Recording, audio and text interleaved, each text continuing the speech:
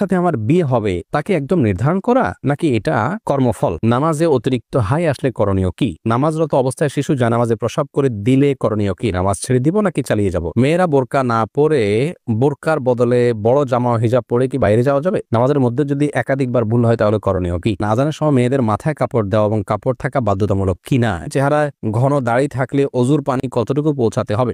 নেককার বিবি পাওয়ার জন্য করণীয় কি জানাবেন? কাউকে জীবনসঙ্গী পাওয়ার জন্য দোয়া করা যাবে কি না? সন্তান জন্ম নিলে কি তার কানে আজান দিতে হবে? কোনো কারণে না দিলে কি করতে হবে? আর বিলম্ব না করে আপনাদের ইতিমধ্যে যে প্রশ্নগুলো আমাদের কাছে এসেছে সেগুলোর উত্তর দেওয়া পালায় আমরা চলে যাই এবং শুরু করি আপনাদের প্রশ্নগুলোর উত্তর দেওয়ার ক্ষেত্রে। মেহরিন সুমি আপনি জানতে চেয়েছেন নামাজে অতিরিক্ত হাই আসলে করণীয় কি? হাই আসলে হাত দিয়ে সেটাকে বাধা দিবেন, বাস এটুকু, এর বাইরে আর বিশেষ কোনো করণীয় নেই। সেটা নামাজের বাইরে সর্ব অবস্থায়। হাবিবা ফারহানা জানতে চেয়েছেন নামাজরত অবস্থায় শিশু জানামাজে প্রসাব করে দিলে করণীয় কি? নামাজ ছেড়ে দিব নাকি চালিয়ে যাব? যদি জানামাজে পেশাব করে দেয় তাহলে ডানে বামে আগে পিছে সরে যাবেন। জানামাজের পর নামাজ পড়া তো আবশ্যক না, ফ্লোরে পড়বেন। ফ্লোরে নাপাক লেগে আছে যদি দেখা না যায় তাহলে যে কোনো ফ্লোরে আপনি নামাজ পড়তে পারেন, কোনো অসুবিধা নেই। জানামাজে বাচ্চা পেশাব করে দিলে আস্তে করে নিজেকে সরিয়ে নিয়ে একটু দুই হাত এক হাত পেছনে ডানে বামে সরিয়ে আপনি নামাজ কমপ্লিট করতে পারেন, কোনো অসুবিধা নেই। লিমা আক্তার জানতে চেয়েছেন মহিলারা মাথার নিচের দিকে চুল খোপা করতে পারবে কিনা? পারবে, কোনো অসুবিধা নেই। নূরজাহান নূর আপনি জানতে চেয়েছেন মেয়েরা বোরকা না পরে বোরকার বদলে বড় জামা হিজাব পরে কি বাইরে যাওয়া যাবে? যেতে পারে, কোনো অসুবিধা নেই। বোরকাই পড়তে হবে এমন কোনো কথা নেই। তার শরীরের সৌন্দর্যকে ঢাকতে হবে, অলংকার ইত্যাদিকে ঢাকতে হবে একটা কাপড় দিয়ে, তবে সে কাপড়টাও যাতে আবার দৃষ্টি আকর্ষণকারী না হয় সেদিকটা খেয়াল করতে হবে। যে কোনো একটা কাপড় দিয়ে নিজের সৌন্দর্য ঢাকলেই চলবে, বোরকাই হতে এমন কোনো কথা নাই। জামা যদি হয় তাহলে সে জামাটা যেন খুব বেশি চাকচিক্যপূর্ণ না হয় সেদিকটা খেয়াল রাখতে হবে এবং যথাসম্ভব পুরো শরীর যাতে ঢাকে সেরকম পোশাক পরতে হবে। নামাজের মধ্যে যদি একাধিকবার ভুল হয় তাহলে করণীয় কি?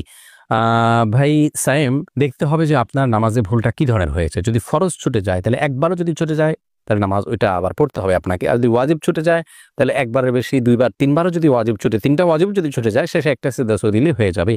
আর যদি সুন্নাত বা নফল ছুটে তাহলে একাধিক ছুটলেও নামাজ হয়ে যাবে, যদিও তার মান কমে যাবে। ধ্রুব তারা এআইডি থেকে আপনি জানতে চেয়েছেন আজানের সময় মেয়েদের মাথায় কাপড় দেওয়া এবং কাপড় থাকা বাধ্যতামূলক কিনা? এ বিষয়ে আমাদের একটা ভিডিও আছে, আপনি দেখে নিতে পারবেন। আজানের সময় মেয়েদের কাপড় দেওয়া মাথায় এটা আবশ্যক কিনা? উত্তর হলো না। আজানের সাথে মাথায় কাপড় দেওয়ার কোনো সম্পর্ক নেই। বাসা বাড়িতে যে সমস্ত মা বোনরা আছেন কিংবা পথে ঘাটে আছেন, মসজিদের সামনে দিয়ে যাচ্ছেন, আজান আওয়াজ শুনছে, ওইটায় মাথায় কাপড় টেনে দিতে হবে এমন কোনো বাধ্যবাধকতা নেই। তবে যদি তিনি বাইরে অন্য পুরুষে থাকেন তাহলে সর্বাবস্থায় তাকে মাথায় কাপড় টেনে নেওয়া উচিত, আজান দেওয়া অবস্থায়ও আজান না দিলেও। আর যদি বাসা বাড়িতে থাকেন তাহলে শুধু আজান দেওয়ার কারণে তার মাথায় কাপড় টেনে দেওয়ার বিশেষ কোনো গুরুত্ব ইসলাম শরিয়ার দৃষ্টিকোণ থেকে নাই। আমাদের অনেক মা বোনরা এটাকে অনেক বেশি গুরুত্বপূর্ণ মনে করেন। এরপরে কানিজ সঞ্জিদা জানতে চেয়েছেন প্রেগনেন্সির টাইমে জিনের আসর থেকে নিজ বাচ্চাকে কিভাবে রক্ষা করা যায়? অনেক সমস্যা ফেস করছি বোন সঞ্জিদা। প্রথম কথা হলো এই সময়গুলো খুব স্পর্শকাতর, জিনের উপদ্রব অনেক সময় বেশি হয়ে থাকে। আপনাকে আমরা পরামর্শ দিব আপনার বাসা থেকে হারামের কোনো লেশ থাকলে সেগুলোকে আপনি বের করে ফেলুন। ধরুন টেলিভিশনে আপনি হারাম কোনো জিনিস দেখেন বা আপনার পরিবারে কেউ দেখেন, টোটালি বন্ধ করে ফেলুন। বাসায় ছবিযুক্ত কোনো কাগজ ঠোঙ্গা বা কোনো ছবি ঝুলানো টুলানো যে কোনোভাবে প্রদর্শিত থাকলে সেগুলোকে ড্রয়ার ইত্যাদিতে ভরে ফেলুন বা বাইরে ফেলে দিন। তৃতীয়ত আপনার ঘরে ঢোকার সময় প্রত্যেকটা সদস্য যতজন বাসায় আসবে বাধ্য করুন সালাম দিয়ে বিসমিল্লাহ পড়ে বাসায় ঢুকতে এবং বের হওয়ার সময় বিসমিল্লাহ পড়ে বের হতে। প্রত্যেকটা জিনিস খাওয়ার সময় বিসমিল্লাহ পড়ে খাবেন, শোয়ার সময় অজু করে এবং ঘুমের দোয়া পড়ে শোবেন, সকাল সন্ধ্যা দোয়া পড়বেন। এর পাশাপাশি আপনি সূরা বাকারা এটা উচ্চ ভলিউমে বা যতটুকু আপনার শুনতে সুবিধা হয় ততটুকু ভলিউমে মোবাইলে বা কোনো কিছু বাজিয়ে আপনি রেখে দিবেন বা উচ্চস্বরে নিজে তেলাওয়াত করতে পারলে আরো ভালো। আর রুকিয়া অ্যাপ আছে, অনেক রুকিয়ার অ্যাপ আছে যেগুলোতে শুধু কোরআন হাদিসের দোয়া এবং আয়াত আছে শুধুমাত্র, সেগুলোকে চালিয়ে রাখতে পারেন বাসা বাড়িতে, ইনশাআল্লাহ বিদিনিল্লাহ উপদ্রব অনেকখানি কমে যাবে। তাওহীদ আয়েশা আপনি জানতে চেয়েছেন বেনামাজি ব্যক্তির হাতের রান্না খাওয়া কি অনুচিত? বেনামাজি ব্যক্তির হাতে রান্না খাওয়া যাবে, কোনো অসুবিধা নেই। আপনি কি খাচ্ছেন এটা হলো মূল বিষয়। নামাজি ব্যক্তি হারাম জিনিস খেলে সেটা হবে হারাম, আর যদি বেনামাজি আপনাকে হালাল জিনিস খাওয়া খেতে পারেন, অসুবিধা নেই। হাফিজ মাহমুদ আপনি হাফিজ আল মাহমুদ জানতেছেন চেহারায় ঘন দাড়ি থাকলে অজুর পানি কতটুকু পৌঁছাতে হবে?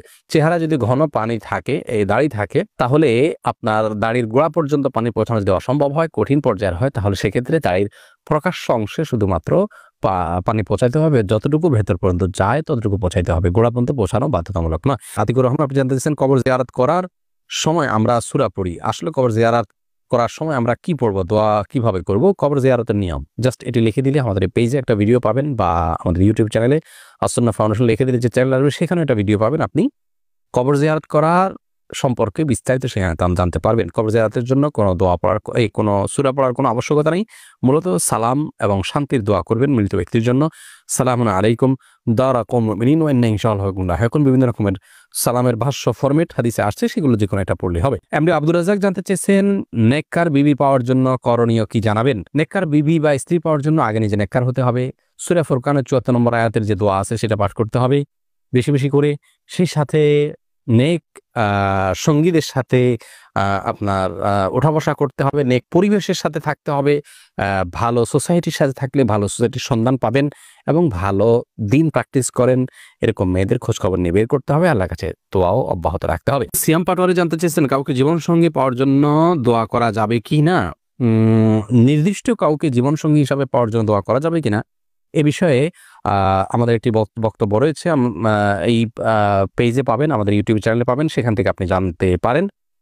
আর এর বাইরে আপনার কোনো ব্যক্তিকে জীবনসঙ্গী হিসাবে পাওয়ার জন্য নির্দিষ্ট করে দোয়া করার বিষয়ে সংক্ষেপে শুধু এটুকু বলবো যে এটা করা উচিত না, বরং এবার বলা উচিত আল্লাহ অমুকের সাথে সম্পর্ক হলে সেটা যদি আমার জন্য কল্যাণের হয় সার্বিকভাবে, তাহলে আপনি আমার জন্য সেটাকে সহজ করে দিন।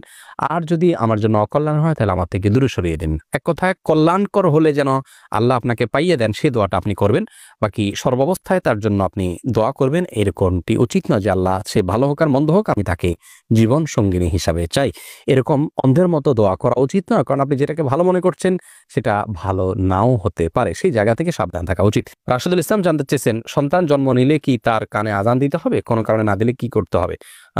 প্রথমত সন্তান জন্মের পর তার কানে আজান দেওয়ার বিষয়টি অনেকগুলো হাদিসে বর্ণিত হয়েছে। হাদিসগুলো সনদগুলো সবগুলাই মোটামুটি দয়ী পর্যায়ের। এজন্য সৌদি আরবের সাবেক গ্র্যান্ড মুফতি শেখ আব্দুল আজবিন আব্দুল্লাহ বিন বাজ রাহিমাহুল্লাহ তিনি বলেছেন যে এ বিষয়ে আমল করা যেতে পারে, যেহেতু অনেকগুলো হাদিসে আছে এবং মুস্তাহাব পর্যায়ের জিনিস করা যেতে পারে। কিন্তু কোনো কারণে যদি কেউ না করে থাকেন ছুটে যায় কোনো অসুবিধা নেই, এটার জন্য কোনো প্রায়শ্চিত্ত করতে হবে না। এরপরে সঞ্জিদা আক্তার আপনি জানতে চেয়েছেন কেউ চাপে পড়ে তালাক দিলে তালাক হবে কিনা। তালাক বিবাহ এগুলো এমন যে চাপে পড়ে করলেও হয়ে যাবে, এই জন্য এগুলো না, যদি কেউ তালাক দিতে না চান তাহলে তাকে তার জায়গা থেকে অটল থাকতে হবে। যদি কেউ জবরদস্তি করে আপনার থেকে তালাক নেয়, কারো কাছ থেকে তালাক নেয়, তাহলে কিন্তু তালাক পতিত হয়ে যাবে। রাউফি ইসলাম জানতে চেয়েছেন পর্দার ক্ষেত্রে চোখ বের করে রাখা যাবে কিনা, তাতে পর্দার খেলা পাবে কিনা। চোখ বের করে রাখতে পারবেন, চোখ বের করতে রাখতে পারবেন, কোনো অসুবিধা নেই, কারণ এটা আপনার চলার জন্য জরুরি। কিন্তু চোখেরও সৌন্দর্য যাতে অন্য কেউ দেখতে না পারে সেজন্য সানগ্লাস বা অন্য কিছু ব্যবহার করা উচিত। অন্তত এটা হলো নিজের আত্মসম্মানের ব্যাপার, যে আমার শরীরের কোনো অংশ দেখে কেউ বাজে চিন্তা করবে আমাকে নিয়ে, কেউ মনে মনে জেনা করবে, সেই সুযোগ না দেওয়া হলো একজন আত্মসম্মান বোধ সম্পন্ন একজন ইমানদার মানুষের কাজ। সেই জায়গা থেকে এই চেষ্টাটা থাকা ভালো। টিপ পরার শরঈ বিধান কি, সালিম ইবনু সাখওয়াত আপনি জানতে চেয়েছেন। ভাই সালিম ইবনু সাখওয়াত, টিপ পরা একজন ইমানদার নারীর জন্য নানা কারণে শোভনীয় নয়। প্রথমত হিন্দুরা বিশেষ করে লাল টিপটা পরা উচিত নয়, আরো বেশি যে হিন্দুরা সিঁদুর পরে থাকেন এটা তাদের ধর্মীয় আদর্শের জায়গা থেকে হয়, সেইটার সাথে সাদৃশ্যপূর্ণ হয়ে যায়। সেই জায়গা থেকে ইমানদারকে অমুসলিমের সাথে সাদৃশ্যপূর্ণ সংস্কৃতিও গ্রহণ করতে ইসলাম নিষেধ করেছে। মান তাশাব্বাহা বিকওমিন ফাহুয়া মিনহুম, আবু দাউদের হাদিসে আসছে নবী সাল্লাল্লাহু আলাইহি ওয়াসাল্লাম বলেছেন যে ব্যক্তি কোনো জাতির সাথে সাদৃশ্য গ্রহণ করবে সে তাদের অন্তর্ভুক্ত হবে। এছাড়া যদি সাধারণ কোনো টিপ জাস্ট সৌন্দর্যের জন্য করেন, নারীরা স্বামীকে দেখানোর জন্য এবং ঘরের ভিতরে তা করতে পারেন, কিন্তু ফাসেকদের নিদর্শন, অমুসলিমদের আপনার সাথে সাদৃশ্যপূর্ণ সেই জায়গা থেকে এটি পরিহার করা উচিত। আর টিপ পরে বাহিরে যাওয়া বেপর্দাহীন বা পর্দাহীনভাবে সেটা তো কোনো অবস্থাতে যায় না, সম্পূর্ণ হারাম। অতএব সে বিষয়ে আমাদের সাবধান থাকতে হবে। এমডি আনোয়ার খান আপনি জানতে চেয়েছেন কার সাথে আমার বিয়ে হবে তাকে একদম নির্ধারণ করা নাকি এটা কর্মফল। ভাই আনোয়ার, এটা নির্ধারণ করা আল্লাহ রাব্বুল আলামিন নির্ধারণ করে দিয়েছেন কার সাথে কার বিয়ে হবে। নবী করিম সাল্লাল্লাহু আলাইহি ওয়াসাল্লাম একটা হাদিস থেকে সুস্পষ্টভাবে বিষয় আমরা নির্দেশনা পাই।